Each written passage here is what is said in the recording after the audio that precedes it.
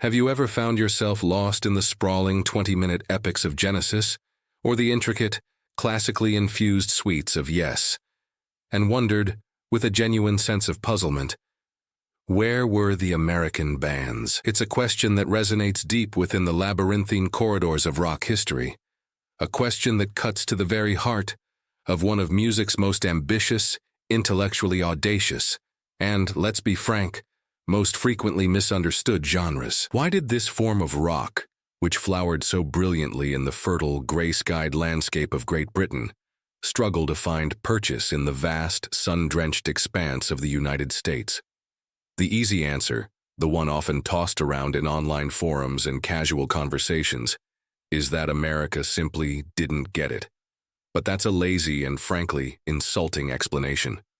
The truth isn't about a lack of talent, a deficit of imagination, or an inability to grasp complex musical concepts. The truth is a far more fascinating and intricate tapestry, woven from deep-seated threads of cultural DNA, commercial imperatives, and the very soul of what each nation considers to be its musical bedrock. To unravel this, we must become musical archaeologists, digging back to the late 1960s, a time of seismic cultural shifts on both sides of the Atlantic, and examining the foundational elements, the very soil from which these two distinct musical ecosystems grew. The story of British progressive rock is, at its core, a story of cultural reclamation and reinterpretation. For the young British musicians coming of age in the 50s and 60s, American music was an exotic, electrifying force of nature.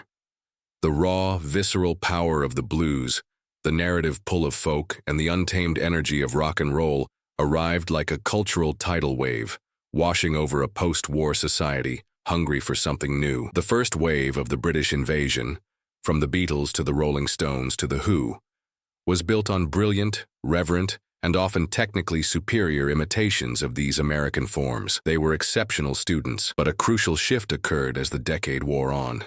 Having mastered the American musical idiom, they began to look inward, to their own cultural backyard, for new sources of inspiration. This is the pivotal moment where the paths diverge. Great Britain is a land steeped in a history that is palpable, a landscape dotted with ancient stone circles and medieval cathedrals, and a cultural memory saturated with Anglo-Saxon folklore, Anglican choral traditions, and, most critically, a deep and abiding respect for the canon of European classical music. For a generation of intellectually curious, often art school-educated musicians, it was a perfectly logical and creatively exhilarating step to begin fusing the rhythmic chassis of American rock with the harmonic sophistication, structural ambition, and thematic weight of their own European heritage.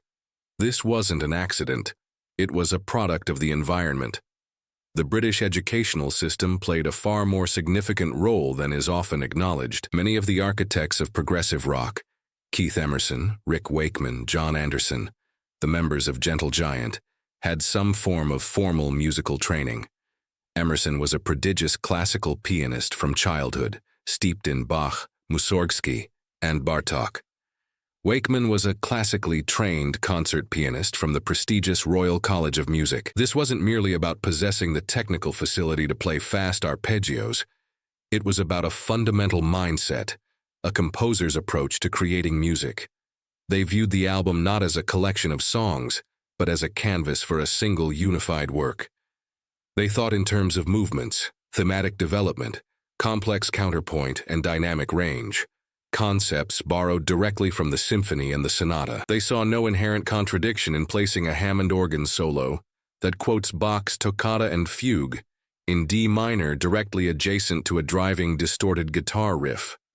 In fact, to them, it was the ultimate form of creative expression. This was a uniquely European perspective. They were taking an American folk art and elevating it, in their view, by injecting it with a sensibility that was distinctly their own, creating a powerful, and to many, a profoundly moving hybrid that was at once familiar and startlingly new. The long-form compositions, the use of orchestral textures from instruments like the mellotron, the lyrical obsession with mythology, science fiction, and piercing social commentary, it all stemmed from this deep, readily accessible well of European high culture. Now let us cross the Atlantic and step into the American musical landscape. It was, and remains, a fundamentally different beast. America's greatest cultural export, its most potent and influential artistic creation, is its roots music.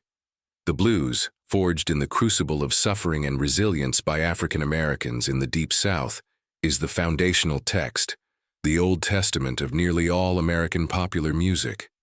Its harmonic language, built on the I-for-V progression and the expressive flattened notes of the pentatonic scale, is the very DNA of rock and roll. Country music, with its unvarnished tales of heartbreak, hard work, and rural life, provides the narrative backbone and a different kind of folk authenticity. And jazz, America's classical music, offers a pathway to sophistication built not on pre-written scores, but on improvisational genius and rhythmic complexity. These forms are not less complex or less valuable than European classical music, but their core values, their aesthetic priorities, are profoundly different. They are grounded in immediacy, in raw, unfiltered emotion, in storytelling that is direct and relatable. The emphasis is on the groove, the riff, the pocket, the solo that speaks directly from the gut, not necessarily the meticulously constructed multi-part suite that explores abstract philosophical concepts. The American musical hero is not the composer, but the performer, the improviser. An American musician growing up in the 1960s and 70s was marinating in this rich, earthy stew. The path to musical greatness was not typically through the conservatory, but through the roadhouse, the juke joint, the smoky bar, the sweaty club. You honed your craft by playing, by listening to records and copying licks from B.B. King, Muddy Waters, or Chuck Berry. You learned about rhythm by internalizing the syncopations of James Brown's funk, not by analyzing Stravinsky's The Rite of Spring. The quintessential American rock band is built upon the undeniable, visceral power of the blues-based riff. Even a band as musically expansive as Led Zeppelin, themselves British of course, understood this better than anyone, which is precisely why they achieved a level of monolithic success in the States that eluded many of their more overtly progressive peers. They took the blues framework and magnified it to Wagnerian proportions, but the core DNA, the rhythmic and harmonic language, remained recognizably American in its feel and cadence. This foundation in roots music created a kind of cultural inertia. To the American ear, conditioned by the backbeat and the blues scale, the often jerky metric shifts, the non-syncopated rhythms, and the complex modal harmonies of British prog could sound academic, cold, and emotionally distant. It didn't swing. This fundamental cultural divide was massively amplified by the commercial realities of the respective music industries. In the United Kingdom, the state-funded BBC held a near monopoly on the airwaves. This centralized system, while restrictive in some ways, also created unique opportunities for experimentation. Legendary disc jockeys like John Peel, on his influential show Top Gear, operated with a degree of artistic freedom that would be unthinkable in the American market. Peel would famously play a 15-minute track from the dark, challenging Van der Graaf Generator, or the whimsical Canterbury scene bands like Caravan, without a second thought if he found the music compelling. He was a tastemaker, a curator who trusted his audience to be adventurous. This environment gave bands the freedom to stretch out, to write for the album as an art form, and to create music that wasn't shackled to the tyranny of the 3-minute radio-friendly single. In stark contrast, the American radio landscape was a fiercely commercial, highly fragmented and brutally competitive battleground. Program directors at hundreds of independent stations, beholden to advertisers, were focused on one thing and one thing only: maintaining audience share by creating a consistent, predictable sound. The AOR, album-oriented rock format that emerged in the 1970s, might seem expansive by today's standards, but it still operated under a strict set of unwritten rules. A song needed a catchy hook, a memorable chorus, and a runtime that wouldn't send impatient listeners in their cars reaching for the dial. A 22-minute piece based on a Tibetan spiritual text, featuring a Moog synthesizer solo and a 13/8 time signature, was a commercial non-starter. It was poison to the programming clock. This relentless commercial pressure had a profound and shaping impact on the American bands that did possess progressive inclinations. Consider the case of Kansas. Here was a band with all the requisite ingredients on paper. A virtuoso violinist in Robbie Steinhardt, a gifted and spiritually inquisitive keyboardist and composer in Kerry Livgren, and the technical prowess to navigate complex, multi-sectioned compositions.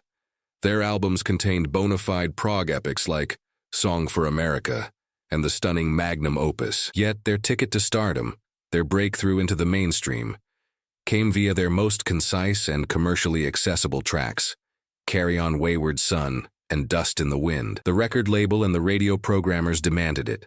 To earn the right to include the 10-minute deep cuts on the album, they first had to deliver the hits that would get them through the gate. Styx followed a similar trajectory, carefully balancing their more ambitious AOR prog leanings and concept albums with a steady stream of power ballads and straightforward rockers that would keep them on the charts.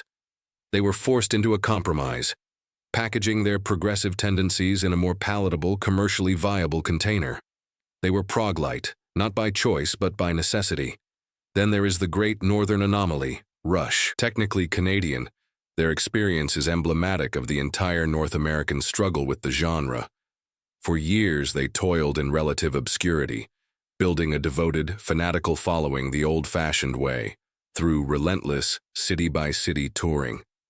Their early albums, filled with Ayn Rand-inspired philosophical epics and dizzyingly complex instrumental passages, were met with almost complete indifference by American radio. Their label pressured them to write shorter, more commercial songs. Their defiant response was 21-2, a 20-minute album side-long concept piece that should have been commercial suicide. Instead, through sheer force of will, virtuosic musicianship, and the unwavering support of a few key radio programmers in cities like Cleveland, it became their breakthrough. Rush succeeded not by playing the American industry's game, but by creating their own. They proved, against all odds, that a market for this kind of uncompromising music existed, even if the industry gatekeepers refused to acknowledge it. Their story, however, is one of outlier triumph, the glorious exception that proves the rule. Of course, it would be a gross oversimplification to say that America produced no progressive music. It absolutely did, but it progressed in a distinctly American way. The jam band phenomenon, epitomized by the Grateful Dead and the Allman Brothers Band, can be seen as a parallel evolutionary path. These bands embraced long-form musical explorations, instrumental virtuosity, and extended soloing. But their progressivism was rooted in improvisation, not composition. It was organic, fluid, and born of the moment, drawing from a deep well of blues, folk, and jazz. A 30-minute version of Dark Star was a journey into spontaneous collective creation, a fundamentally different artistic proposition from the meticulously architected suites of King Crimson. Furthermore, the American instinct for fusion led directly to the birth of jazz rock. Bands like Return to Forever, led by the keyboard titan Chick Corea, and the ferocious Mahavishnu Orchestra, helmed by British guitarist John McLaughlin but composed of American musicians, took instrumental virtuosity and harmonic complexity to breathtaking new levels.